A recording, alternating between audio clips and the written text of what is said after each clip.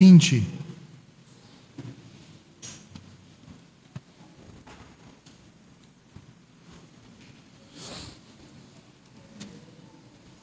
Gênesis 20.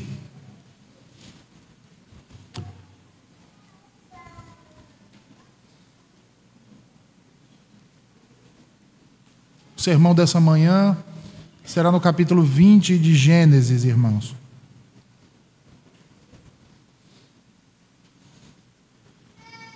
Nós vamos fazer uma leitura até o versículo 9, mas faremos a exposição de todo o capítulo nessa manhã.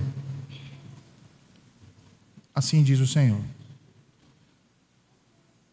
E partiu Abraão dali para a terra do sul, e habitou entre Cádiz e Sur, e peregrinou em Gerar.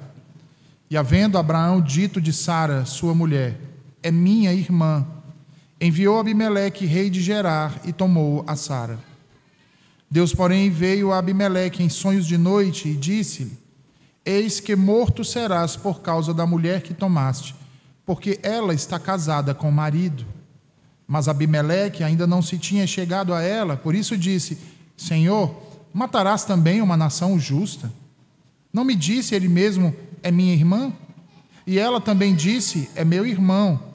Em sinceridade do coração e em pureza das minhas mãos tenho feito isto. E disse-lhe Deus em sonhos: bem sei eu que na sinceridade do teu coração fizeste isto, e também eu tenho impedido de pecar contra mim, por isso não te permiti tocá-la. Agora, pois, restitui a mulher ao seu marido, porque profeta é, e rogará por ti, para que vivas. Porém, se não lhe a restituíres, sabe que certamente morrerás, tu e tudo que é teu. E levantou-se Abimeleque pela manhã, de madrugada, chamou a todos os seus servos e falou todas estas palavras em seus ouvidos. E temeram muito aqueles homens. Então chamou Abimeleque a Abraão e disse-lhe: que nos fizeste? E em que pequei contra ti para trazeres sobre o meu reino tamanho pecado? Tu me fizeste aquilo que não deverias ter feito. Amém. Oremos mais uma vez, meus irmãos. Senhor, que nessa manhã teu povo seja edificado mais uma vez com a tua palavra que agora será pregada.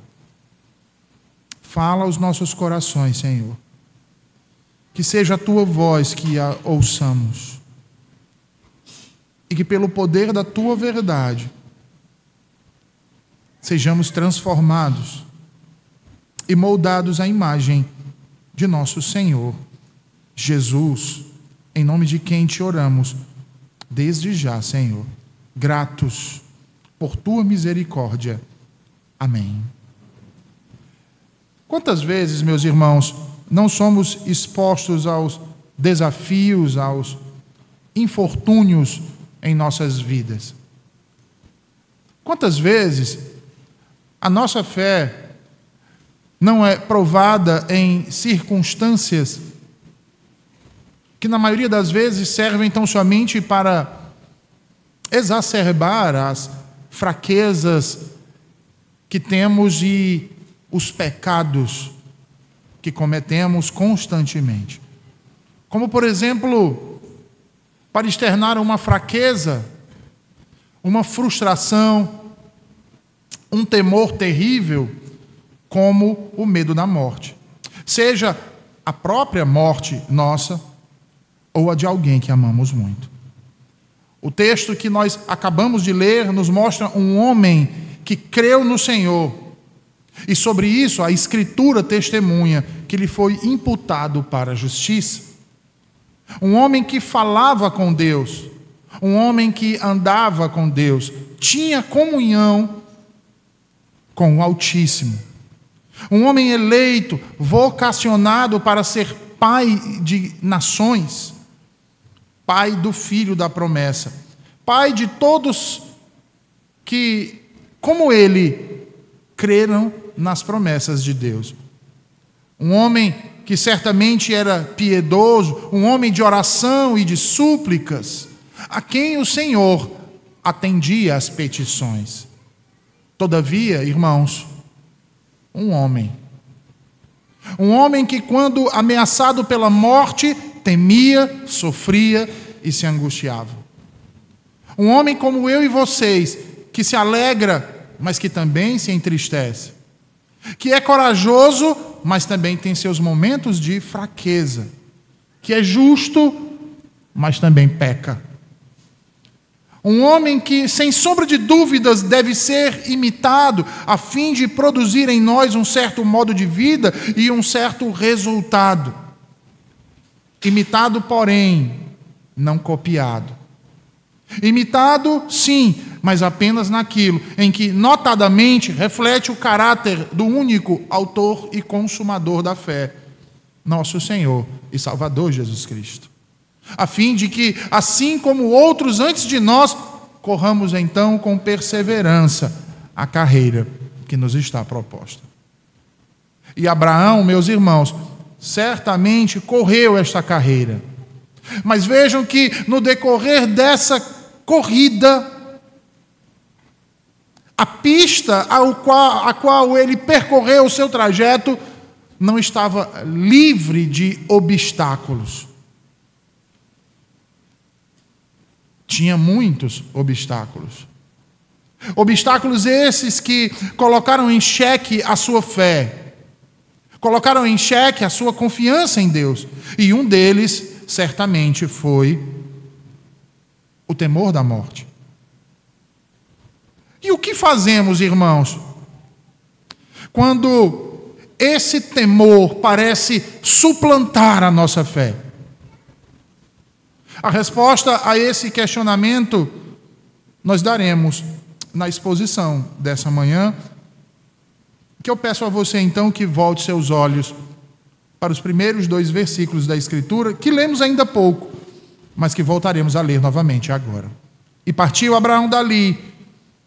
Aqui é uma referência a Manre, onde ele habitava, para a terra do sul, e habitou entre Cádiz e Sul, e peregrinou em Gerar. E havendo Abraão dito de Sara, sua mulher, é minha irmã, enviou Abimeleque, rei de Gerar, e tomou Sara.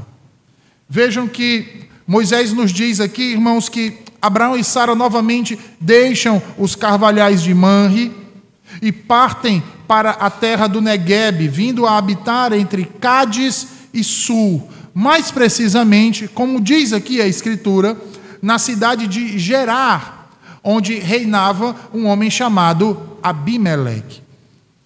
A razão que fez Abraão sair de Manre não é dita a nós por Moisés aqui no texto, o que leva alguns eruditos a especular que a razão para a saída dos carvalhais de Manre tenha sido pelo que aconteceu e a forma tão devastadora que aconteceu, a destruição das cidades da planície, de Sodoma e de Gomorra. Há também quem defenda que a razão dele ter saído de onde estava era por conta do parentesco que tinha com seu sobrinho Ló e o que tinha sucedido após a destruição daquelas cidades com suas filhas. O fato, irmãos, é que não podemos afirmar nenhuma coisa nem outra. No entanto, Abraão deve ter tido uma razão que Deus não nos quis revelar aqui. Sendo assim, o texto diz que Abraão foi para Gerar, região sul de Canaã, e chegando lá, ele voltou a pecar contra o Senhor, da mesma maneira de quando saiu de Canaã, naquela grande fome que teve, para ir ao Egito. E que pecado foi esse? Abraão passou a propagar meias verdades. E como nós já vimos, irmãos, meias verdades nada mais são do que mentiras. Mas a grande questão que nos surge diante disso que estamos tratando agora, irmãos, é por que, mais uma vez, Abraão pecaria contra o Senhor, mentindo acerca de Sara, sua esposa? A razão, irmãos, também é a mesma do Egito: medo de ser morto por causa de sua mulher. Porém, aqui o relato tem uma certa diferença daquele que fizemos a exposição outrora no capítulo 12, cuja razão do faraó ter tomado Sara como sua esposa havia sido pela sua beleza. Ele a desejou para si por conta da beleza de Sara. Mas e agora que Sara já tinha uma idade bastante avançada? Aqui não se fala de sua beleza. E podemos, irmãos, deduzir que Abimeleque a desejou como esposa pelas posses, pelas riquezas que eles possuíam. Não era pouca coisa que Abraão tinha, e ao chegar naquelas terras, foi percebido de pronto. E ao ver Sara e perguntar quem era esta, e ter sido dito que era irmão do dono de todas aquelas coisas, Abimeleque provavelmente viu uma oportunidade de tomar aquelas coisas, unindo-se em matrimônio àquela mulher.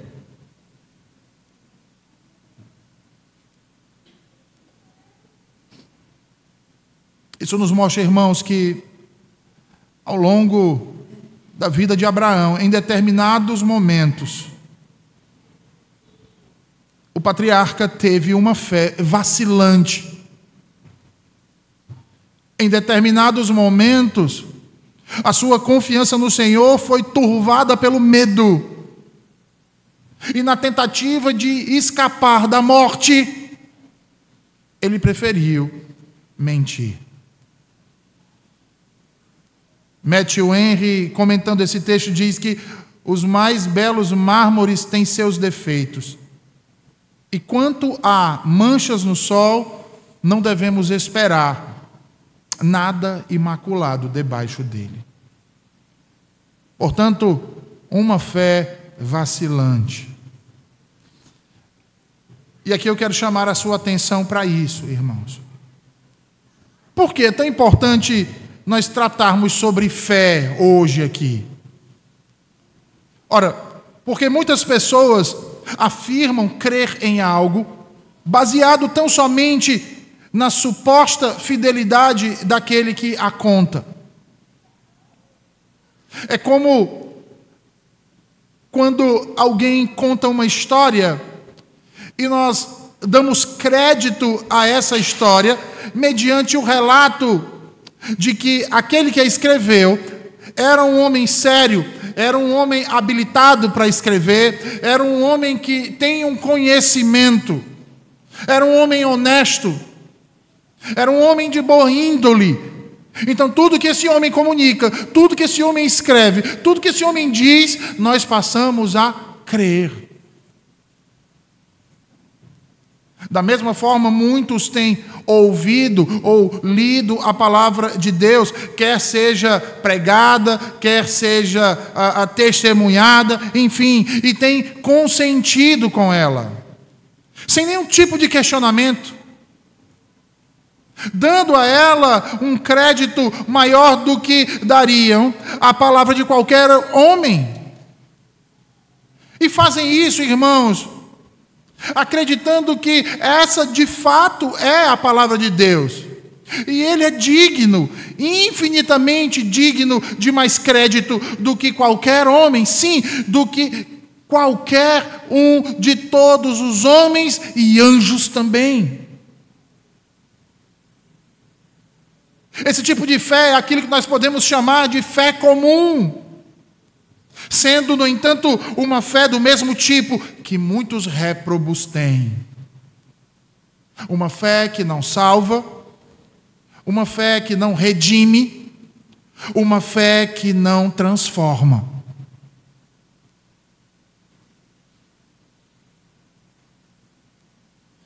E que, portanto, não é uma fé salvífica.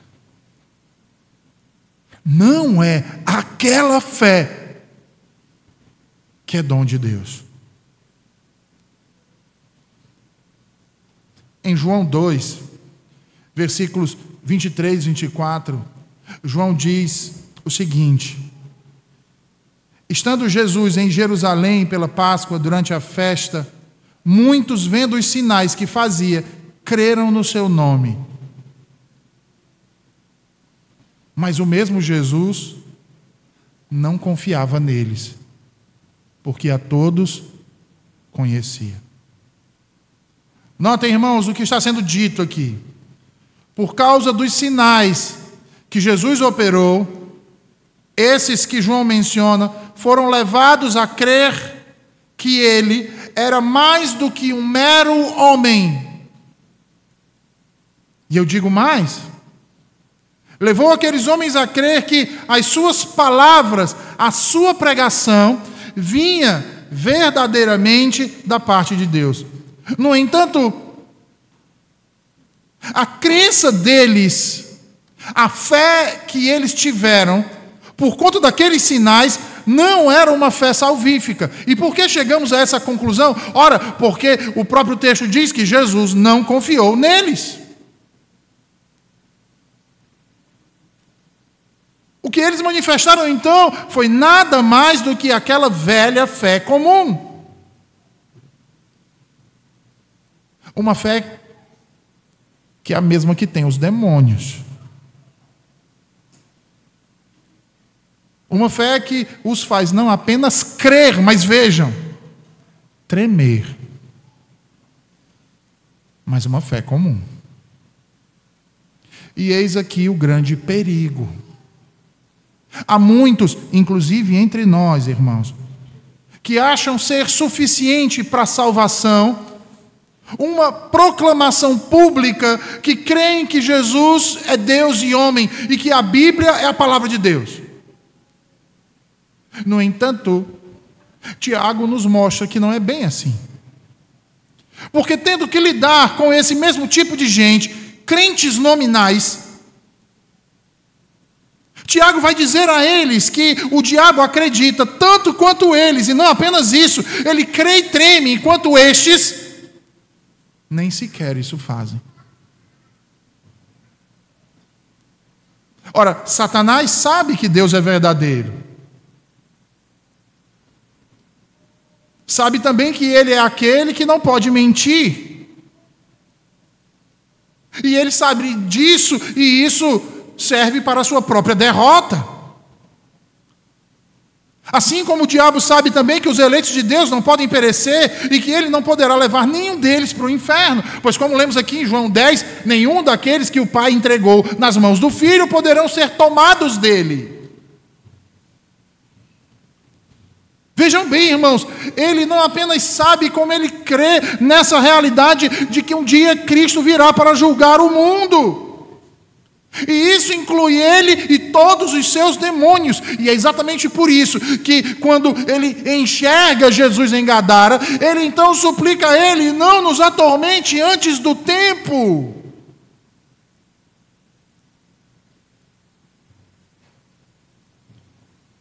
Sendo assim, tal como o diabo, há muitos no inferno com essa mesma fé.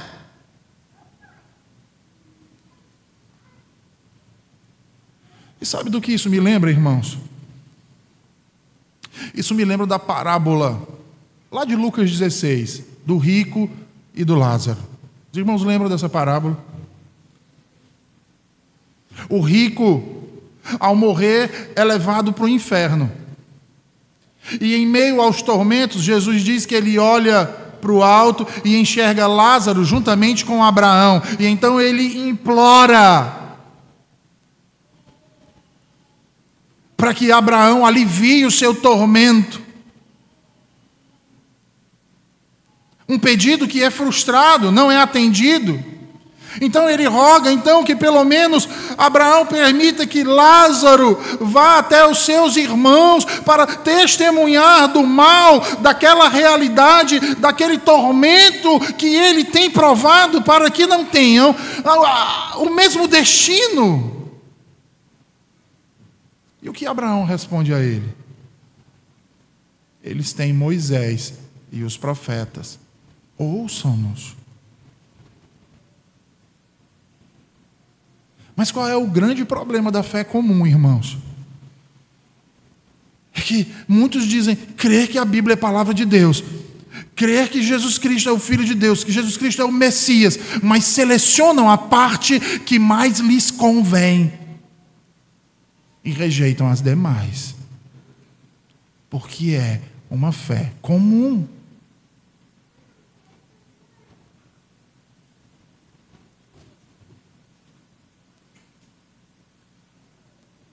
E Abraão então conclui, se você não lembra, dizendo: se não ouvem a Moisés e os profetas,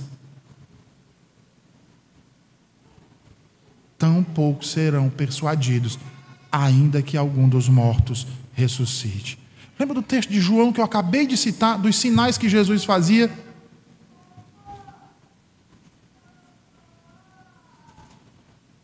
Vejam, aquele outrora homem rico, agora sentia a verdade daquelas realidades nas quais não acreditou em vida. Ele percebeu agora que as verdades que ele selecionou para crer não lhe deram uma fé que fosse suficiente para livrá-lo do fogo do inferno. E isso é importante de ser dito aqui, irmãos. Uma vez que muitos dentro das igrejas têm agido dessa forma. E igualmente a esse homem, muitos têm selecionado as verdades que querem crer, achando que a fé nessas coisas é suficiente.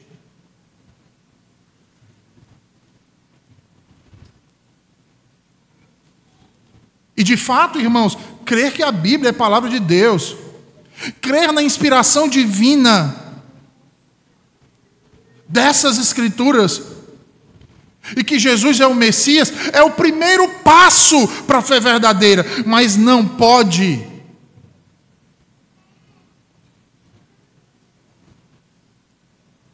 ser o único.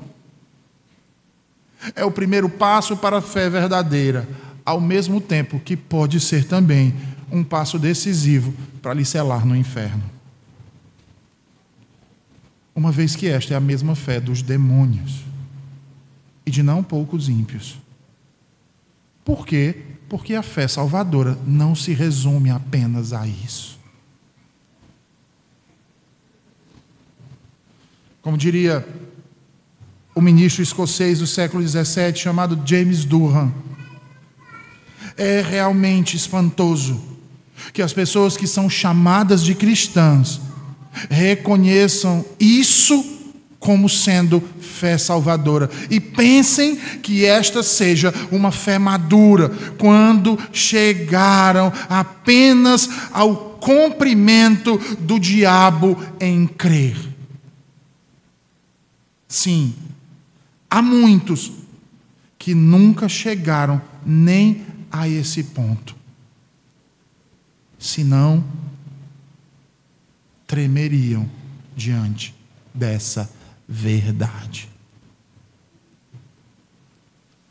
Meus irmãos, a fé no testemunho histórico das Escrituras é necessária, porém não é suficiente. E por quê? Porque não alcança o coração. Abrir a boca e dizer que a Bíblia é a palavra de Deus não é suficiente. Isso não alcança o coração, não transforma as afeições, não regenera, não redime, não transforma o indivíduo. Então você pode ser convencido disso, como é convencido da escola que 1 mais 1 é igual a 2. Mas isso não lhe garante que é suficiente para a sua salvação. É por isso, irmãos, que igrejas sérias, igrejas bíblicas, igrejas que têm se esmerado em ser cada vez mais puras, têm se esvaziado, porque as multidões não têm prazer no Evangelho, não se alegram com a verdade, não se entristecem com o pecado, não se envergonham quando são confrontados, nem se deleitam em buscar uma vida mais santa diante de Deus.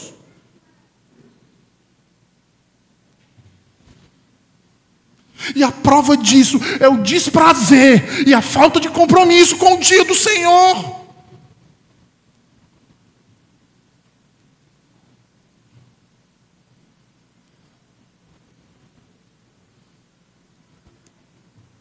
Vejam Os demônios, embora creiam que Jesus é o Filho de Deus e o temam, irmãos, eles tremem de pavor. Mas vejam, eles não têm por ele afeição, alegria, nem muito menos contentamento no seu ser. Quantos irmãos, homens e mulheres, jovens e velhos, mulheres e crianças, hoje, que se dizem cristãos, também não possuem essa alegria. Mas sabem vir à frente, dizer que creem que Jesus é o Messias e a Bíblia é a palavra de Deus.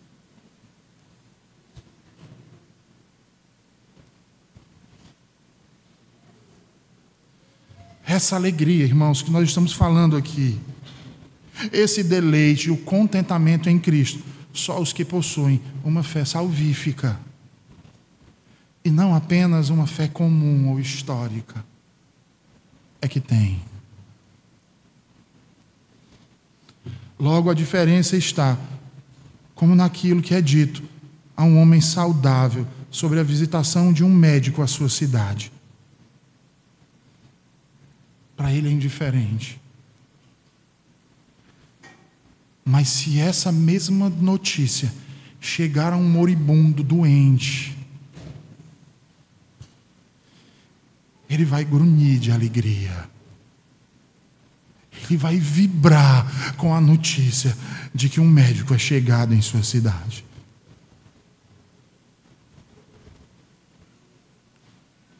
Seria essa então a fé de Abraão? Uma fé comum, por isso tão vacilante? Seria essa a sua fé, a nossa fé?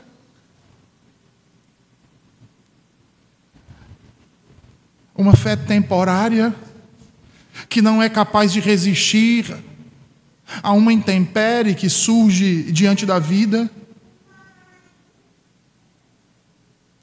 Certamente não era essa a fé de Abraão.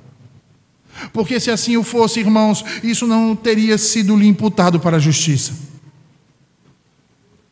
Mas então, como respondemos o porquê que ele pôs em xeque essa fé salvífica que ele possui e que por isso lhe foi imputada para a justiça? Se na iminência de poder ser morto, ele titubeou na confiança em Deus, de guardar a sua vida, de guardar a sua esposa, de guardar a sua família e tudo aquilo que havia sido prometido a ele, tanto no Egito quanto agora em Gerar.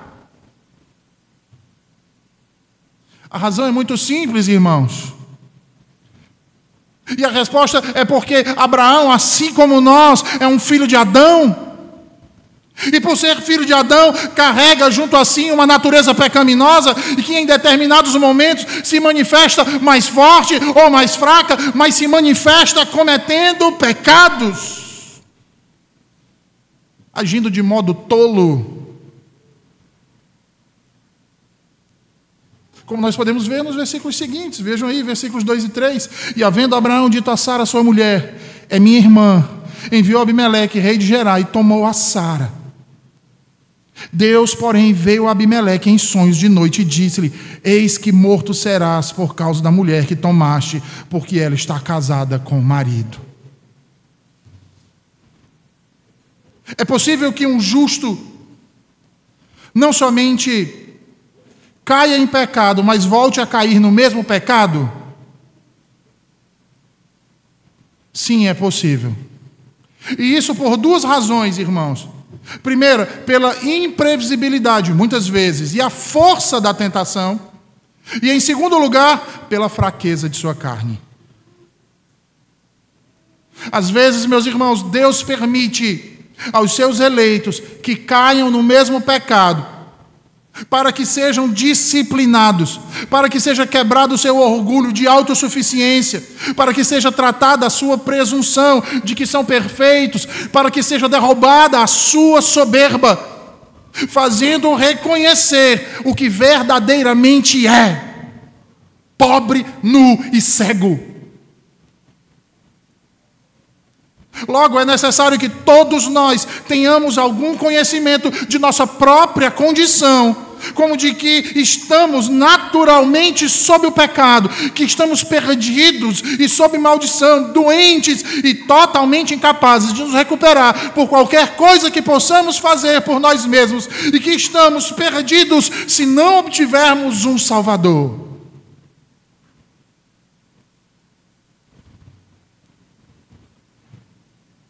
Se não obtivermos um Salvador.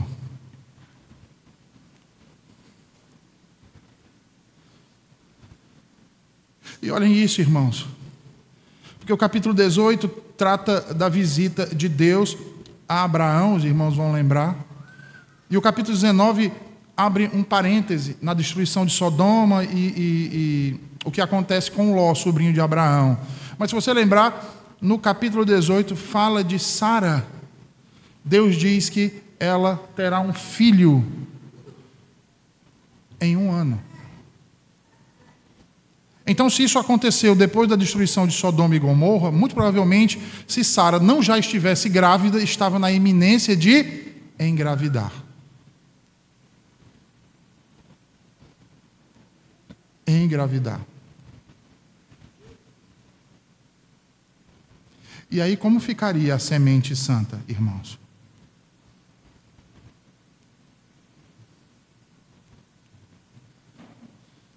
Vejam, irmãos, por causa disso, mais do que em qualquer outra situação, Abraão deveria ter tido um cuidado maior para com a sua esposa. Um cuidado especial. Assim como teve, por exemplo, Manoá com a mãe de Sansão, em Juízes. Assim como teve José com Maria. Pois o perigo ao qual Sara foi exposta, irmãos, foi grande e terrível, uma vez que o rei mandou buscá-la e levá-la para a sua casa, para o seu harém, para os seus aposentos. Assim Abimeleque, rei de Gerar, sem que soubesse da mentira, diz a Escritura, manda levar Sara para o seu palácio. No entanto, olha o que acontece, irmãos. Deus intervém, não permitindo que Sara seja tocada. Falou Deus a Abimeleque, rei de Gerar, em sonho, dizendo: eis que morto serás por causa da mulher que tomaste, porque ela está casada com marido. Nós já tratamos disso, irmãos, como era a questão do adultério nessas civilizações do antigo Oriente Próximo, como era visto, até mesmo entre os ímpios. Um rei que tomava mulher casada, se fizesse assim, era crido que ele seria amaldiçoado pelos deuses. Assim, para não serem amaldiçoados pelos deuses, nós já tratamos sobre isso, estou apenas relembrando. Eles achavam um jeito de contornar isso. Como? E qual era o jeito de contornar isso? Primeiro deixando a mulher viúva. Então se matava o marido e depois o rei podia casar com ela, porque agora não seria mais adultério. Essa era a razão porque Abraão temia tanto, quando chegava numa outra nação, ser morto. Porque era parte da cultura dessas nações. E aqui poderia acontecer a mesma coisa, e é por isso que ele teme. Porque ele teme morrer.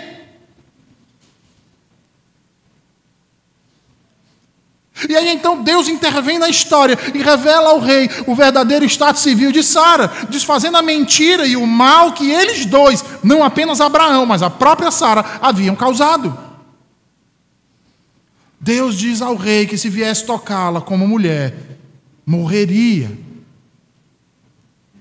No entanto, Abimeleque ainda não havia desposado Sara. E então ele suplica ao Senhor para que não puna a sua nação por um pecado que havia cometido. E olha o que está sendo dito aqui, irmãos. O pecado do rei está trazendo consequências sobre o seu reino. Sabe o que isso implica dizer? Que nós, como cabeças da nossa casa, também, quando cometemos um pecado hediondo, trazemos consequências para toda a nossa família. Porque não adianta nós querermos nos enganar, irmãos, achando que quando pecamos não há consequências. Há consequências. E muitas vezes terríveis.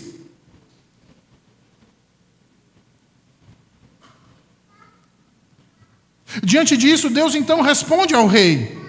Vejam aí versículos 6 e 7. Ele diz assim: bem sei eu que na sinceridade do teu coração fizeste isto, e também eu te tenho impedido de pecar contra mim, por isso não te permiti tocá-la. Agora, pois, restitui a mulher ao seu marido, porque profeta é, e rogará por ti para que vivas. Porém, se não lhe a restituíres, sabe que certamente morrerás tu e tudo que é teu. O que é que o rei usa como desculpa? A ignorância. A falta de conhecimento da verdade. No entanto, irmãos, ignorância nenhuma justifica pecado. Ora, de fato, Abimeleque não havia se aproximado de Sara, mesmo sendo ela mulher idosa, tão somente porque Deus o impediu com uma doença. Caso contrário, ele teria a tomado como mulher e posto em dúvida a paternidade do filho da promessa, Isaque. Assim, Deus ordena ao rei que restitua Sara a Abraão. Ele diz que Abraão rogaria por ele, Abimeleque, para que vivesse. O rei então manda chamar a Abraão e diz, vejam aí versículos 8 ao 13. Então chamou Abimeleque a Abraão e disse-lhe: que nos fizeste, e em que pequei contra ti, para trazeres sobre o meu reino tamanho pecado? Tu me fizeste aquilo que não deverias ter feito. Disse mais Abimeleque a Abraão: que tens visto para fazer tal coisa? E disse a Abraão: porque eu dizia comigo, certamente não há temor de Deus neste lugar, e eles me matarão por causa da minha mulher. Vejam, irmãos, que depois que Abimeleque recebe o aviso divino e anuncia aos seus servos o ocorrido, chamou Abraão e o questionou duramente. Rapaz, o que você estava pensando que estava fazendo? Você tem noção do que você fez? No entanto, irmãos, percebam que, apesar de duras as palavras do rei, não foram desrespeitosas à fé de Abraão. E Abraão responde tentando se justificar, dizendo que temeu ser morto. E nesse ponto, irmãos, ele não estava mentindo. De fato, ele estava tremendo de medo de ser morto. Por isso, então, ele combina com sua mulher, e não é de agora, é desde que saíram de Ur dos Caldeus. Por onde nós passarmos, se alguém perguntar se você é minha esposa, diga que nós somos irmãos. E vejam, então, o que o medo da morte pode induzir alguém a fazer. O medo da morte, irmãos, demonstra uma fraqueza pungente em nossos corações, tão terrível que é capaz de nos levar a pecar contra o Senhor. E quando eu falo de medo da morte, irmãos, não obrigatoriamente estou me referindo à nossa própria morte, mas também à morte daqueles que tanto amamos. Então, como podemos resistir a isso? Como podemos superar terrível aflição? Como podemos enfrentá-la? Eu lembro que certa vez eu li um artigo do John Piper no Desiring God, e ali ele dizia que certa vez ele havia recebido uma mensagem de um membro de longa data da sua igreja, uma mulher muito mais nova do que ele, jovem, da idade da maioria dos pais que haviam na sua igreja. E na mensagem ela dizia que tinha acabado de ser hospitalizada e que estava assustada e com medo, porque tinha certeza que não viveria por mais dias. Acreditava que não tinha mais tempo de vida. Ao ler isso, disse ele: liguei para o seu marido, perguntando se eu poderia ir visitá-la, ao que ele imediatamente respondeu: claro, pastor, claro. Assim, Piper diz que foi até Abbott, estacionou o carro e entrou no hospital, ala de oncologia. E ali ele parou de frente do quarto 3968. E quando as enfermeiras saíram, ele entrou. Ao vê-lo, ela abriu um grande sorriso e disse: Pastor John, estou partindo. Estou com câncer, estágio 4, um paciente terminal. Diante de uma situação como essa, irmãos, o que dizer a uma mulher como essa? O que falar ao seu marido? Aos seus filhos?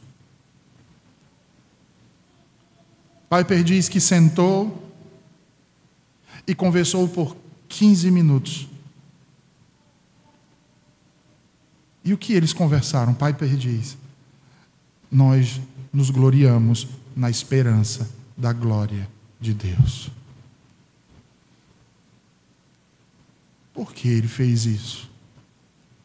Porque, irmãos, quando a calamidade bate à nossa porta, quando o dia mal chega nas nossas vidas e nos angustiamos profundamente com ele, tudo que devemos fazer é trazer à memória aquilo que nos dá esperança. Lembram do que disse Jeremias lá em Lamentações 3? Porque a morte, meus irmãos, é certamente um inimigo inexorável. Irmãos, todavia, Deus nos dá certezas em sua palavra e uma fé que, se exercida, nos fortalece de tal forma que nos tornamos inabaláveis. Diante da iminência da morte, é preciso trazermos à memória o fato de que Deus não nos destinou para a ira, mas nos salvou por meio de Jesus Cristo, que morreu a nossa morte na cruz, para que pudéssemos viver a sua vida. Nos dando a certeza, irmãos, de que, quer estejamos dormindo ou acordados, viveremos com Ele. E por toda a eternidade. E essa é a glória de Deus, que devemos e podemos nos gloriar, sempre que formos tentados a nos desesperar, sempre que o medo nos arrebatar o coração, o medo da partida, o medo da despedida, o medo de ir e não voltar mais, de alguém que amamos ou de nós mesmos. Porque todos nós, irmãos, em alguma medida, mais cedo ou mais tarde, passaremos por isso, e diante disso, não podemos nos acovardar como fez Abraão, como fez Sara, não podemos correr dessa situação, não podemos criar subterfúgios, precisamos enfrentá-la. E precisamos enfrentá-la com a certeza, irmãos, de que nada pode ser mais doce, precioso, profundo e incrível do que estar ao lado ou ser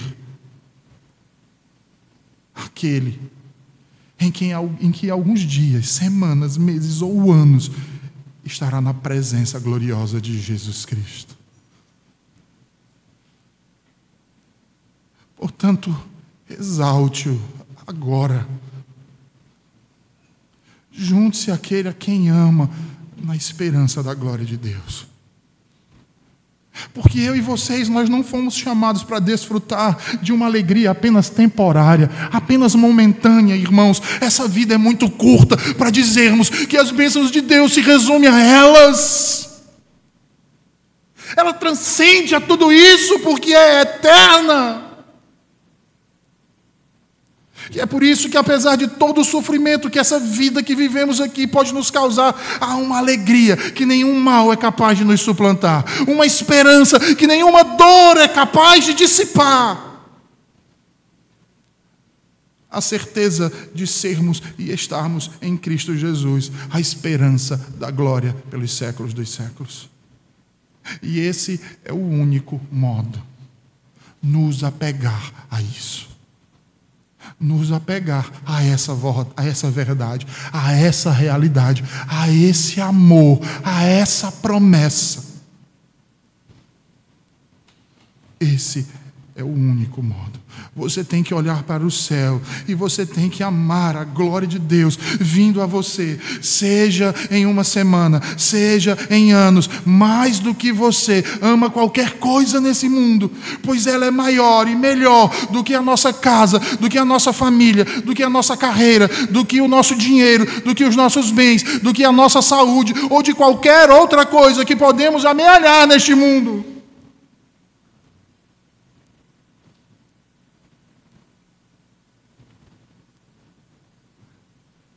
É a esperança na glória de Deus, a chave para amar as pessoas e sentir compaixão por elas, mesmo quando isso pode custar a vida. Isso me lembra das palavras de Paulo em Hebreus. Abra as Bíblias de vocês em Hebreus 10, 34, por favor.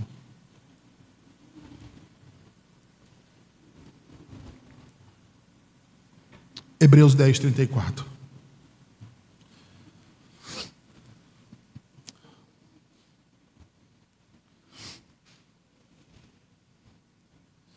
Paulo diz assim: porque também vos compadecestes das minhas prisões, e com alegria recebeste o roubo dos vossos bens, sabendo que em vós mesmos tendes nos céus uma possessão. Vejam isso, irmãos, melhor e permanente. Sabe o que Paulo está dizendo aqui? Que nós não apenas suportamos o confisco dos nossos bens nessa vida, pela morte, alegremente o aceitamos. Mas pastor, como eu faço isso? Como podemos fazer isso? Como podemos nos alegrar enquanto estão queimando nossa casa, espoliando os nossos bens? E a resposta é essa: sabendo que tendes a posse de algo melhor e permanente, infinitamente melhor, infinitamente duradouro, a glória de Deus, que nos satisfaz completamente. Logo, há apenas uma única forma de dissipar esse medo, irmãos, esse temor, essa aflição, e certamente não é mentindo, certamente não é fugindo, mas confiando no Senhor e deleitando-se na sua glória. Percebam que Abraão, ao responder a Abimeleque, ele retorna ao ponto de saída. Ele volta no tempo. Ele volta até Ur, irmãos, de sua saída quando Deus o vocacionou. E certamente ele lembrou da promessa que Deus lhe havia feito. E certamente se arrependeu do mal que havia feito. Pois o texto diz que o rei abençoou Abraão, restituindo-lhe a sua esposa e ainda concedendo-lhe ovelhas, vacas, servos, servas, dinheiro, terras. E ao receber tudo isso, a Escritura diz nos versículos finais 17 e 18 que Abraão orou a Deus e Deus sarou a Abimeleque, a sua mulher e as suas servas, de maneira que tiveram filhos, porque o Senhor havia fechado totalmente todas as madres da casa de Abimeleque por causa de Sara, mulher de Abraão. Assim, percebam que o texto, nesses últimos versículos, se encerra nos trazendo 3 atitudes dignas. Tomou ovelhas, bois, servos e servas e os deu a Abraão por parte de Abimeleque. Ofereceu a terra para que Abraão escolhesse onde queria morar e deu ainda a Abraão, como compensação por tudo que Sara tinha sofrido, 1000 siclos de prata. E Abraão, por sua vez, orou por Abimeleque, que foi curado por Deus, assim como sua esposa e suas servas. Um final feliz para uma situação trágica de mentiras, medo e morte. Por quê, irmãos? Porque o nosso Deus é um Deus de misericórdia e graça. O nosso Deus é um Deus perdoador e sempre age em nosso favor, apesar de nós mesmos, apesar de nossas fraquezas, apesar de nossa fé muitas vezes vacilante, até firmá-la, o Senhor nos colocará à prova. Cairemos, mas Ele nos erguerá. Demonstraremos fraqueza, mas Ele nos fortalecerá. Nos preocuparemos, mas Ele sarará e nos confirmará com a esperança de sua glória. Apesar de ser temente a Deus, irmãos, vejam, Ló se descuidou muito, preferiu o conforto, a preservação e a segurança espiritual de sua família. As filhas de Ló agiram com incredulidade e, ao invés de esperarem pela ação divina, se precipitaram cometendo um pecado hediondo. E apesar de Abraão ser chamado por Deus e estar sendo forjado em seu caráter, e a sua vida ser constituída de altos e baixos em sua fé, o final é majestoso. Porque a prova final da fé vai envolver o filho que Deus lhe havia prometido. E ali nós temos a certeza de que a fé de Abraão não mais foi vacilante, mas firmada. E essa é a fé que Deus também nos outorgou. Que o Senhor nos ajude, irmãos, e nos faça prevalecer em meio às adversidades que precisamos enfrentar em nós mesmos. Vamos orar?